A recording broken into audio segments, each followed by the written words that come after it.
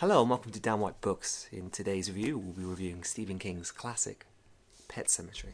Stephen King states at the start of this book that he thinks he went too far. And throughout my reading, I was thinking, yeah, this is pretty extreme. But then King goes on to do what he always does best, and brings pleasure in horror. Introducing Pet Sematary, the tale of a small family moving into a new house, later bespoken with tragedy, for the memorable characters both alive and otherwise impaired. There's a certain magic to the way Stephen King writes, and it shows in the fine details. Here is a cat.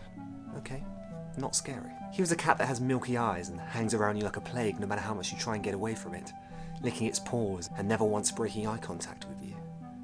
Okay, that's kind of creepy. King's ability to change something seemingly friendly into a monster of sorts is something he ever excels at. Much like it, a seemingly harmless thing is transformed into something quite horrific and sinister. And it really doesn't matter if this is a person or a place. In the constant atmosphere King creates, there is always an underlying sense of dread, and I bloody love it. Pet Sematary shocked me in many ways. If you're new to Stephen King and want to read an absolute no-bars-held classic, grab yourself a copy. The book centralises around the theme of death and its ultimate inevitability, and it's sprinkled throughout the pages. From the mysterious pet cemetery behind the main character's house, where children bury their long-gone pets, to the sudden and unexpected violence near the start and end of the book. It's fearless in its approach, and although it certainly won't be for everyone's taste, its gritty and rough telling is a flavour I can't help but come back for. King doesn't sugarcoat in his storytelling.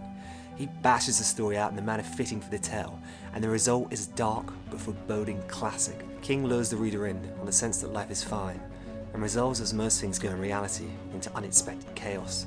When a family crisis hits, the slow descension into madness begins. The exception here is that chaos is never really resolved.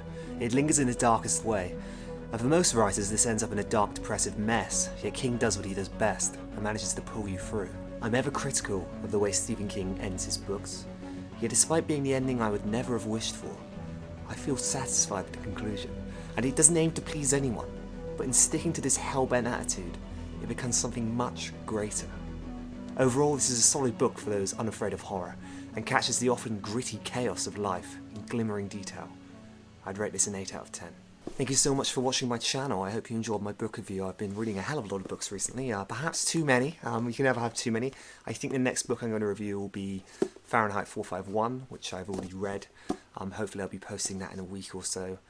And, well, we'll be posting a lot. If you'd like to see what I'm reading, what I've read, head over to my Goodreads account. There'll be a little link below, and please subscribe. I'd love to have you aboard, and we can discuss reading and whatever else, and see where we go from there. Thank you so much for watching.